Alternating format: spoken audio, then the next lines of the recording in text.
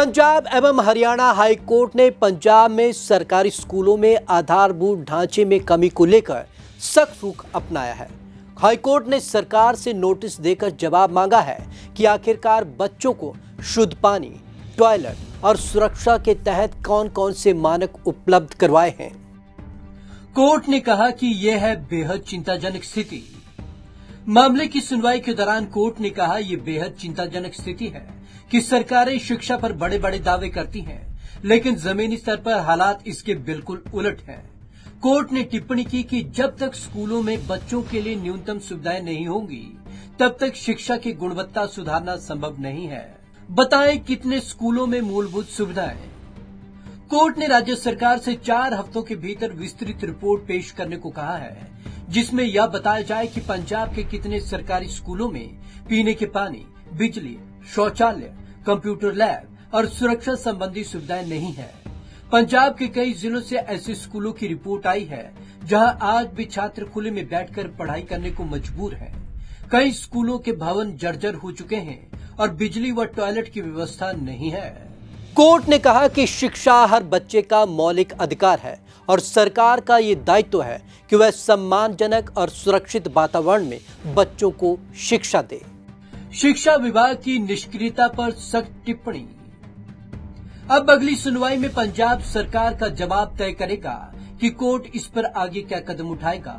स्कूलों को लेकर जज की सख्त टिप्पणी। हाई कोर्ट ने पंजाब की शिक्षा विभाग की निष्क्रियता पर सख्त टिप्पणी की है। जज NS शेखावत की अध्यक्षता वाली बेंच ने क्या कहा। ऐसा प्रतीत होता है कि राज्य सरकार के लिए छोटी उम्र की बच्चों की शिक्षा प्राथमिकता नहीं है, क्योंकि बहुत सारे स्कूलों में शिक्षक, प्रधानाध्यापक, शुद्ध पानी, अलग शौचालय जैसी बुनियादी सुविधाएं उपलब्ध नहीं है। अदालत ने शिक्षा विभाग के सचिव को एक सुमोटो के तहत ये बताया है कि वो एक सूची तैयार करे जिसमें कौन कौन सी कमियां रह गई हैं उसका जिक्र पूरी तरीके से किया जाए। न्यायालय ने स्पष्ट किया, शिक्षा कोई उपभोक्ता सेवा नहीं है, बल्कि संविधान द्वारा बच्चों का मौलिक अधिकार है। Right of children to free and compulsory education act 2009 तथा संविधान के अनुच्छेद 21A के अंतर्गत। इसलिए राज्य सरकार को शिक्षा बुनियादी ढांचे की जिम्मेदारी पूरी करनी होगी। क्या रिपोर्ट देनी होगी? स्कूलों की यह रिपोर्ट देनी है।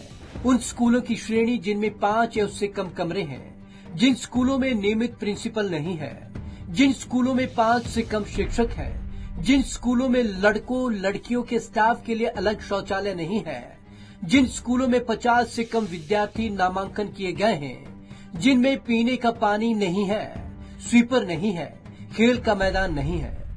अगली सुनवाई में सरकार से पूछा जाएगा कि इन कमियों को दूर करने के लिए कौन कौन सी कार्य योजनाएं बनाई गई हैं और किन किन स्कूलों में कमियां दूर कर दी गई हैं और जो बाकी स्कूल बचते हैं उनमें कब तक ये कमियां दूर की जाएंगी। हाई कोर्ट ने इसलिए किया हस्तक्षेप। सरकार के लिए चेतावनी दी गई है कि अगर सुधार नहीं हुआ तो सार्वजनिक हित याचिका के रूप में कदम उठाया जा सकता है।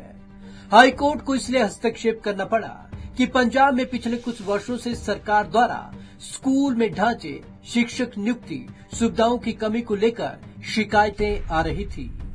इस आदेश से यह साफ हो गया है कि हाई कोर्ट ने शिकायतों को गंभीरता से लिया है और साफ तौर पर डायरेक्शन दी है कि शिक्षा देना राज्य और केंद्र दोनों की जिम्मेदारी है।